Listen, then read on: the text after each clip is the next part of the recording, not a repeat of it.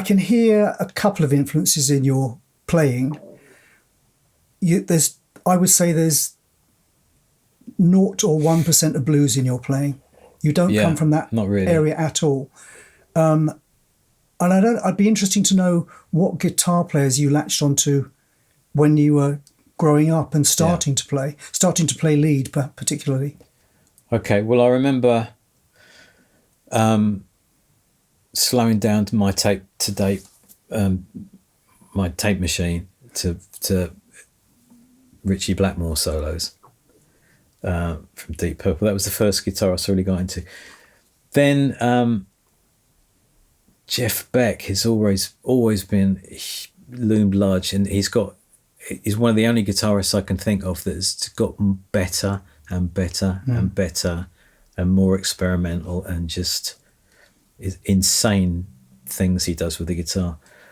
For a while I was into Alan Holdsworth, who was on a completely different planet, and nobody has got close to what he did, and how quick harmonically he thought about what next note was coming, and it came pretty quickly after the note before us. So that's insane technique. Did you like Alan Murphy? Oh yeah, beautiful. Well, he kind of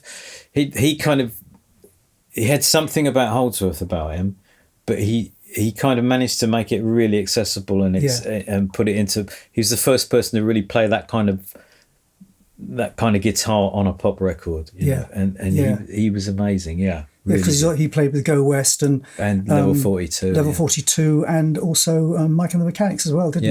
Yeah. I mean, your songwriting. I mean, it's you write very unexpected changes.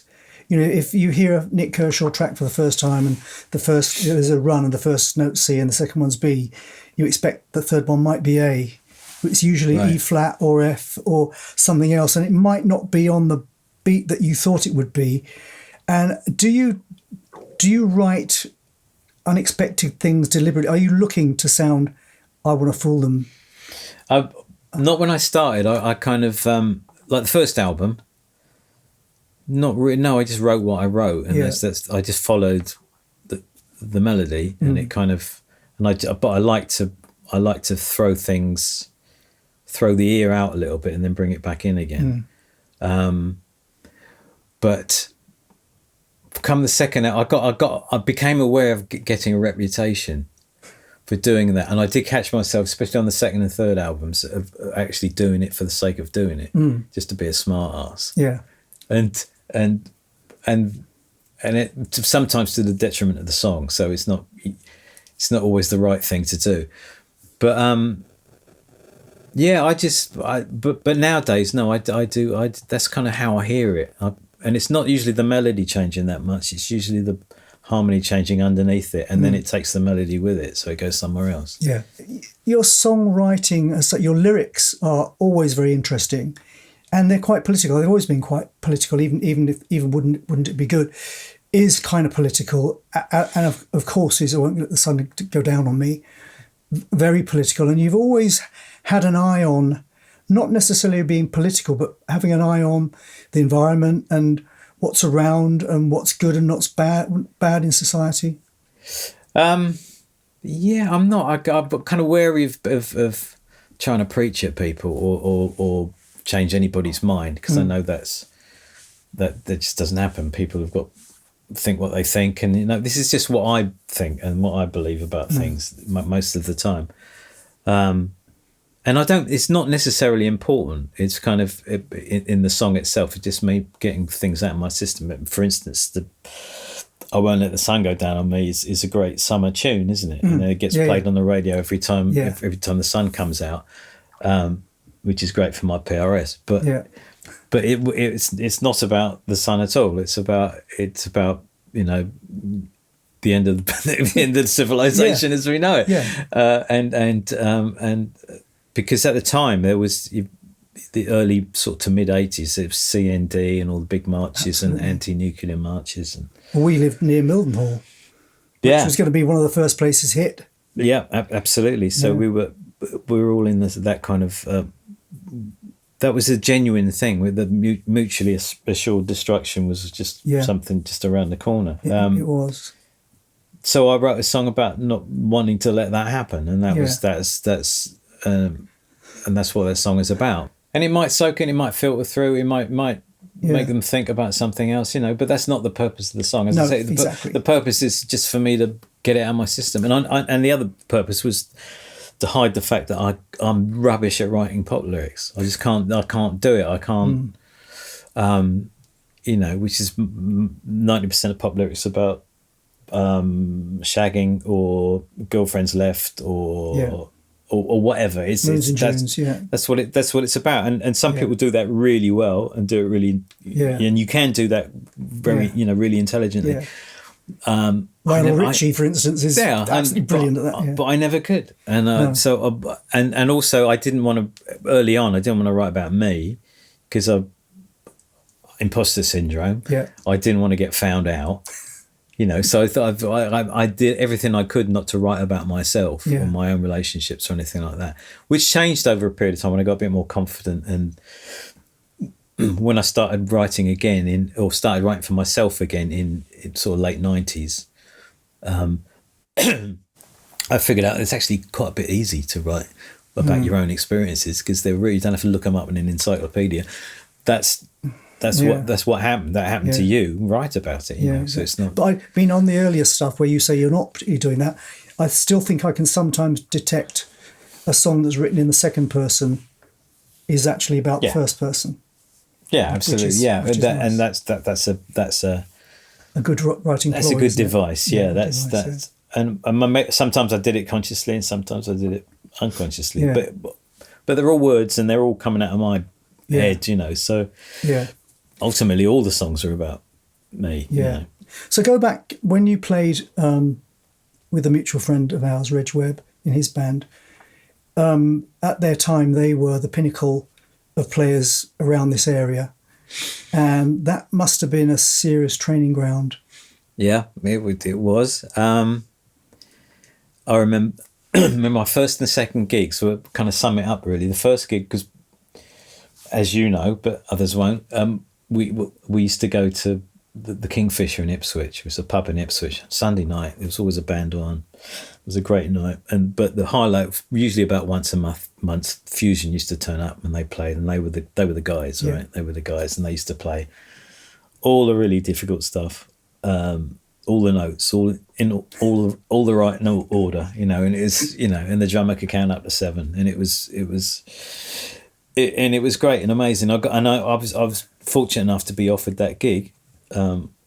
As were you, which is another story. That's a totally different story. But I after dithering about for a bit, I was offered the gig and I said yes after dithering about. But then we had a gig at the Kingfisher and I knew it was coming up and it was about 2 weeks away, and we were going to have a rehearsal the day before, and the rehearsal was in Headingham Village Hall or where it was, and I just sat in my bedroom for 2 weeks just learning these songs and just really trying. It was the most intense 2 weeks of my life, just trying to get these songs together. And we did the gig and I kind of got away with it, but I was on the edge all the time. It was always just about within my capabilities.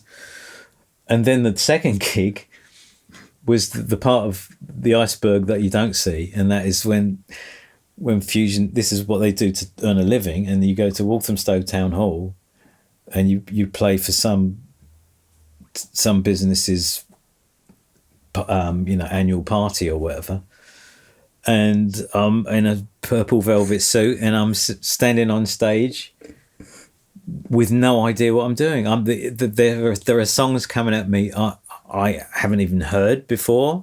There are songs coming at me that I kind of know. I've heard them on the radio. There are songs coming at me that were written in 1942 with middle eights that remained a mystery to me until right to the very end. I never did. In fact, my one admission to Reg when I went to see him just before he died was that I never did know the middle eight to any of the Cole Porter songs. I just used to go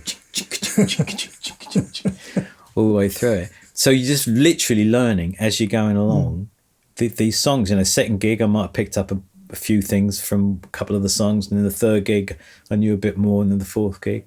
But that was the best training of all, really was, to be able to hear things and hear intervals between chords, so you know what the next, once you got one chord, you know where the next one's going, and all that, and you're doing it in real time. Yeah. When you made the transition from being a local guitarist in a local band into having a record deal and stuff like that, your whole image had to change, didn't it? It was that time. It was the mid-80s. Yeah. Well, I didn't know what an image was, really. So because we jeans and t-shirt, right? That's what you wore, or a purple velvet suit when you were gigging. So I didn't have a clue. I didn't know what I was singing. I knew a bit about writing songs and playing guitars and being in a recording studio. I kind of knew a bit about that. But as soon as somebody stuck a camera in front of me, it's like, I don't know. So yeah, they wheeled Suzanne in. Who, once I signed my record deal, Suzanne Rose, I think her name was, and she did her best to find clothes to fit me, and turned up at Top of the Pops and photo sessions and everything with just sort of racks of clothes, and they stuck them on me and said, "That looks great," and I went, "Yeah." Did they look at you through a lens to see what looked good on screen or anything like that? Oh, it's all done by committee. There were there was a photographer, there was my manager, there was Suzanne, there was a hairstylist, there was probably the bloke outside emptying the bins they brought in for asking what he thought. Didn't care, my opinion was kind of almost irrelevant. So they just kind of... well, apparently you turned up with your socks pulled up over your... I did. My first attempt at it, I think I when I went to I was either going to see the record company or I was going to see my manager. I can't remember which, but I thought I have to make some kind of effort because I can't turn up in jeans and t-shirt. So I had a pair of black trousers with some big sort of walking socks over the top of them, just pulled up because that's what... In fact, they might have even been leg warmers. Right. I might have actually... was the time of leg warmers. It was. What exactly? Yeah. I was right. I had my finger on that particular pulse. So my leg warmers on and my black patent leather shoes, and some kind of leather jacket. I must have looked quite a state, but I think that's probably why they got me a stylist, because I walked in looking like that. Yeah. There's a nice story about how when you did Human Racing and you did the track Human Racing, you needed to get a special player in to do the sound because nobody else could get it. Yeah, well, we kind of I hadn't made a demo of that because it was about 2 years old, that song. It was the oldest song on the record, really, and there was a version of it called Look Behind You, and that was on an album that we made with Fusion. So that was the demo, and I was using all the best session players, all the best keyboard players in London, and they were doing great things on the other tracks. And we presented this track to them, and they all had a go at it, and it just never gelled. It never quite sounded right because there's not much going on, and there's not a huge amount chordally going on. It's just kind of, it's all about feel and just vibe, really. Yeah. And they couldn't get a sound that worked, and it just didn't. We almost dumped it at one point. And then Peter Collins, the producer, said, "Well, who played on the demo?" I said, "Well, that's my mate Reg." I said, "Well, give your mate Reg a call then." So I called him up. I just remember hoiking the massive CS60 Yamaha keyboard down, which weighed an absolute ton. I used to take out lots of fire escapes, that particular keyboard. And we hoiked it into the studio and set it up, plugged it in, ran the track a couple of times, and off he went. Okay, we're sitting in your temporary home studio at the moment. Is this where or in your home studio is where you start and maybe semi-finish most of your tracks that you write now? I can do a lot here. Yeah, I can do about 80% here, I think. I mean, it wasn't always like that. I mean, obviously back in the day, you can make anything sounding decent at all unless you paid £1,500 a day in a top studio. But then it got better, and then the sort of late 90s, the record 15 Minutes album, that was still tape. That was like ADAT tapes and mixing desks and it's, old technology now, and so I couldn't really do everything there. I did a lot of work in various studios in London on that record. But the last few albums, I've made pretty much in home studios, because you've got all the digital audio workstations on computers that everybody's got access to. Yeah. I mean, you got if you've got an Apple Mac, you just download Logic, which is just a few £100, and you've got a state of the art recording studio. It's quite incredible, isn't it? For half a morning's work in the old days, you got a whole studio for the same money. Absolutely. Incredible. But there's some things you can't do. So the last album, Oxymoron, I recorded most of it here and at my old home studio, and then went to Abbey Road to do the drums and the strings and the horns and stuff. It's funny, when you go to Abbey Road, it's really full of ghosts, isn't it? It really is. Yeah, it is. You can't help it, can you? Yeah, you can't get away from that. I mean, it's even to the extent that you walk down a corridor and there's this beaten up old bit of machinery with faders that go like that, on it, and then so what's that? Oh, they recorded Sergeant Pepper on that. So okay. Yeah. So it's full of ghosts, but very, very nice ghosts and friendly ghosts. Indeed. So you use Logic because it comes with the Apple Mac. Yeah. When it goes further than that, I presume you have to take it into another system. Well, you don't have to. I mean, you can do anything you want on Logic, but I prefer to record most of the audio on. I'll start a song. It's a very intuitive Logic, is because you've got all extras that you get with it. It's easy to get a sound together, get drum sounds together to start writing a song. Yeah. Because the writing and the recording are all part of the same process now. So you start recording it. And then at some point I move into Pro Tools and record some audio, and I usually end up mixing it in Pro Tools. Yeah. Amazing. Yeah, that whole writing and recording process being sort of one and the same now. You imagine Queen going in to do Bohemian Rhapsody, and they haven't put a note down. How the hell do you know where to start? Well, the other thing is the problem with modern technology is knowing when the hell to stop, because you can't. Because in the old days, you got when I started, you had 24 tracks, and one of those was code. Yeah. So that's 23 tracks. If you're in a posh studio, you got 48 tracks, because you can link two machines together, but then you have to sit around and wait for them to synchronize together every time you wind it back and forward. But with this stuff, you've got, pick a number. How many tracks have you got? You just keep going on and on and on, and also you've got the ability to change anything and go back and rescue things that you'd erased and bring them back. And, change key. You can change. You can. The problem is you don't ever have to make a decision about anything, which is a big problem, because the whole process of making a record is making decisions and saying, right, this is great, let's move on. Let's do that. Right, that's great. Let's move on. But when you can go back and change it all the time, it's like it's. Are you good at self-editing? Are you good at knowing where to draw a line? No, I'm absolutely rubbish. Which is one of the reasons my records take years to make, because I'll do something and I'll get fed up with it, and I'll just and I'll start again, and then I'll decide that actually I like the version I did before. Demo syndrome. Yeah, well, there's no demos anymore, so you don't really have no, that's true. It's true. But so it is an issue. But how many of the instruments do you play yourself on your records? Well, in the old days, because the demos were a kind of a do-it-yourself affair. I'm a bit of a control freak. I played all the guitar and all the bass on the old records, and a few of the one-fingered keyboards parts I did myself as well.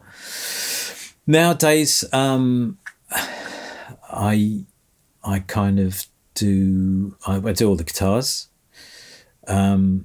I don't usually do the bass. I do the occasional track. I'll do some of the bass if it's easy and it's I've got a bass there and I think, well, there's no point in changing it. It's okay. It does the job it's supposed to do. I'll stick with that. But then I'll get other players in. I'll get other bass players and obviously drummers. I'm not a drummer, so I'll get them in. And then I'll kind of keyboards. I can't play keyboards. I can't I can't sit down at a piano and have a sing song with you, but I know what I want to get out of keyboards, and I know how to get the computer to do it for me. So I do most of the keys myself, and it's only if I want some actual playing, I'll get a keyboard player in. So piano player or whatever. You did work with a lot of great players in your big time, as it were, as your Elton, various other people. You talked about doing a gig and Clapton and Jimmy Page turn up backstage afterwards. What's it like suddenly finding yourself from being the guy from Essex playing in a local band to having Eric Clapton saying, "Hey Nick, I really love your songs and your guitar playing"? Yeah, that's I had to pinch myself many times. I mean, I remember being in New York playing with Paul Young at the Pier in New York, and coming off the side of the stage and seeing some kind of wizened black guy standing with a leather jacket and whatever, and it was Miles Davis, and I thought, why is Miles Davis here? And he come and see me, and we had this chat, and I understood. We chatted for about 20 minutes, and I understood about every third word maybe, but apparently he liked my shit. Wow, there you go. And he actually asked me to write stuff for him, and then he, by the time I got around to doing that, he was no longer with us, unfortunately, But no, it's amazing. It's ridiculous. Yeah. It's surreal, absolutely surreal. And Elton being a case in point, he kind of befriended me quite early on when I just had the first couple of hits. We were doing some promo in Paris, and I think he got wind of the fact I was in Paris, and he was playing at the Bercy in Paris and invited me to the gig, and he kind of got friendly, and he. Then a few months later, I went over for dinner, and then he played me some demos, and he said, "What do you think?" And I said, "Well, they're great. They're really, these are demos for the Ice on Fire album." And he said, "Which ones do you want to play on?" And I'm like, "Really? That's great." So and I played on Nikita and I think 3 other songs on that album. And every time that song comes on the radio, I'm like, "It's me, that is."